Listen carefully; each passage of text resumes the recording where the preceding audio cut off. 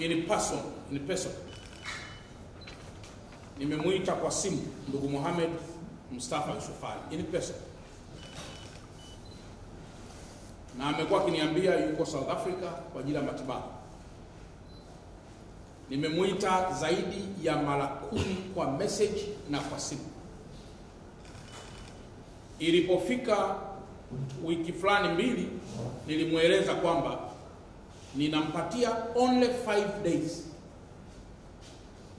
Then akishindwa tena kuja hapa katika ofisi hii, taratibu zingine zote za kisheria zitaendelea. Na ndugu Mohamed Mustafa Yusufali amekuwa ni mtovu wa nidhamu wa kutumia majina hata ya familia Mheshimiwa Rais kinyume na utaratibu kwa kuichafua na kuchafua viongozi wengine. Bado mbele yenu waandishi wa habari, natoa tena siku 5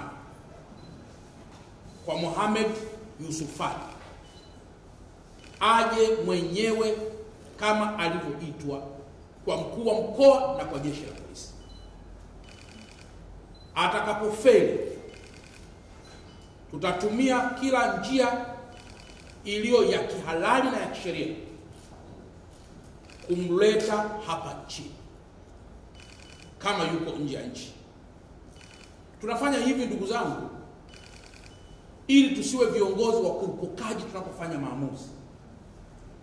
Pande zote zisikilizwe, pande zote zionekane, ili mambo yote yaweze kuisha kwa mazungumzo na katika njia ambazo ni halali. Siku ile Babaunso amekwenda, alikuwepo nchini. The moment ameona mambo yanakuwa magumu, hayupo tena nchini.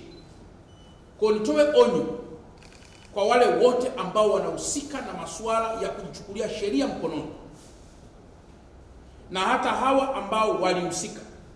Nimepata taarifa kutoka jeshi la polisi kwamba taratibu za kisheria kali dhidi yao zinaendelea. Lakini namba 2, mmepitishwa hapa na kamishna msaidizi kwamba kumbe wakati wa ukopaji wa pesa hiyo ilikuwa unasaini fomu inayosema nakopa, na wakati huo huo unasaini fomu inayosema tunauza nyumba. Lakini kisheria tunaangalia ilikuwa ni mkopo au ilikuwa ni uzwaji wa nyumba. Kwa kuna mazingira ya pasta shaka ya unyang'anyi yaliyotumika kunyang'anya nyumba ya Biaris. Lakini kama mnakumbuka, ndugu yetu Justus M. Rugaigula, Mungu amrehemu, alishafariki. Na kwa mantiki hiyo msimamizi wa mirathi kwa sasa anaitwa Biaris Nyamwiza Pasco Haule, msimamizi wa mirathi. Kwa lugha nyepesi ni kwamba ingelikuwa katika sheria za kawaida, hati hii ingehama kutoka kwa ndugu Mohamed Mustafa Yusufali kurudi tena kwa Justus M. Rugaigula. Umenielewa? Lakini kwa sababu Rugaigula amefariki, hati inarudi kwenye jina la msimamizi wa mirathi. Nieleweke hapa kwamba Biaris anaonekana kwenye hati hii sio kama mmiliki, bali kama msimamizi wa mirathi. Inaweza ikatokea mzee Justus Rugaigula marehemu inaweza kutokea kuwa alikuwa na watoto kwa Mama Alice, alikuwa na watoto nje ya Mama Alice. Watoto wale wanaweza wakawa si wa Mama Alice, lakini wana wajibu wote wa kisheria wa kufaidika na mirathi ya mali ya Justus. Kwa mantiki hiyo, Mama Alice anakuwa msimamizi wa mirathi, na inaweza kutokea Mama Alice akaenda kuuza yeye mwenyewe kwa sababu hati ipo kwa jina lake. Akifanya hivyo bila kushirikisha familia yote ama watoto wa ndugu Justus, Biaris atakuwa amecreate mgogoro mzito kuliko uliosoviwa muda huu. Nielewe vizuri kisheria. Kwa hiyo Bi Alice anarudishiwa jina hili, moja, kama msimamizi wa mirathi mwenye hadhi ya mke wa marehemu waliokuwa wanaishi pamoja kwenye kinachoitwa matrimonial home, nyumba ya familia, lakini mali hii ikiwa ni mali ya ndoa, matrimonial asset. Kwa matrimonial asset inapata, na mikataba hii yote miwili ilihusisha kiwanja kimoja, kwamba ukishindwa kulipa deni milioni 150 ifanyike transfer kwa thamani ya milioni 262. Lakini Mheshimiwa Mwenyekiti, tumebaini kwamba masuala yote ya kukopeshana hayajawahi kuripotiwa Wizara ya Ardhi.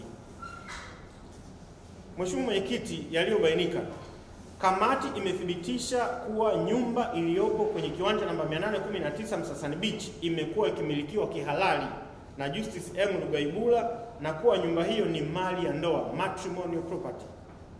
Lakini pia kamati imebaini kuwa mnamo mwaka 2010 Mohamed Mustafa Yusufali na marehemu Justice Lugaibula waliingia mkataba wa kukopeshana fedha kiasi cha shilingi milioni 150 kwa dhamana ya nyumba tajwa. Lengo kuu ni mkopo, sio kuuza nyumba. Mheshimiwa Rasi, kamati imebaini kuwepo kwa mkataba wa mauziano wa nyumba hiyo baina ya Mohamed Mustafa Yusufali na Justice M. Lugaibula mwaka 2010, ambapo ilikuwa ni takwa la mkataba huo kwamba ikitokea Justice ameshindwa kulipa deni hilo, basi dhamana nyumba ihamie kwa Mohamed Yusufali. Kamati imethibitisha kuwepo kwa mashauri kadhaa kuhusiana na miliki, nimeshaeleza. Kamati imethibitisha kuwa Mohamed M. Yusufali aliliomba Baraza la Ardhi na Nyumba wilaya Kinondoni wamalize kesi hii kwa maridhiano kwa njia ya makubaliano, na hilo lilifanyika na kuthibitika kwa kuwepo kwa deed of settlement. Na Mheshimiwa Rasi, deed of settlement ambayo tumeiona, kamati iliomba directly kutoka kwenye Baraza la Ardhi na Nyumba husika. Mheshimiwa Rasi, kamati pia tumeona imethibitisha pasi na shaka kuwepo kwa tuzo, decree ya Baraza la Ardhi na Nyumba Kinondoni ambayo ina makubaliano, deed of settlement, baina ya Mohamed Yusufali mdai na Justice M. Lugaibula na Ali Saule wadaiwa, ya kumaliza mgogoro na madai yanayohusiana na nyumba iliyopo kwenye kiwanja namba 819 Msasani Beach, Dar es Salaam.